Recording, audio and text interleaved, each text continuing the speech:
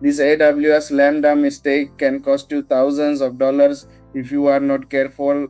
Most developers use AWS Lambda wrong, and it silently increases cost, slows down applications, and creates scaling issues. In the next 2 minutes, I'll show you the most important AWS Lambda best practices you should follow.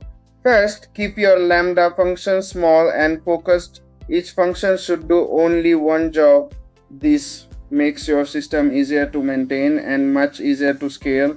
Second, optimize memory and timeout settings. In Lambda, more memory means more CPU power, so don't just pick defaults. Test different configurations to get better performance at lower cost. Third, never use Lambda for long running tasks. Lambda has execution limits and long processes will fail. Instead, use AWS step functions to handle workflows properly. Fourth, reduce cold starts. Cold starts can slow down your API. To fix this, keep your deployment package small and use provision concurrency for critical functions. Fifth, reuse connections. You are connecting to a database, always initialize connections outside the handler. This reduces latency and improves performance.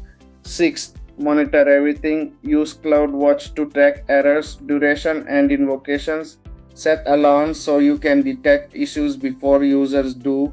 Seventh, handle errors properly. Always implement retries, fallback logic, and proper error handling to make your system reliable.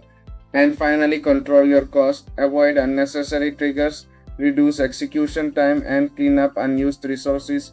Small mistakes in Lambda can lead to big bills. If you follow these best practices, you can build fast, scalable, and cost-efficient serverless applications using AWS Lambda. Follow for more AWS tips and real-world cloud tricks.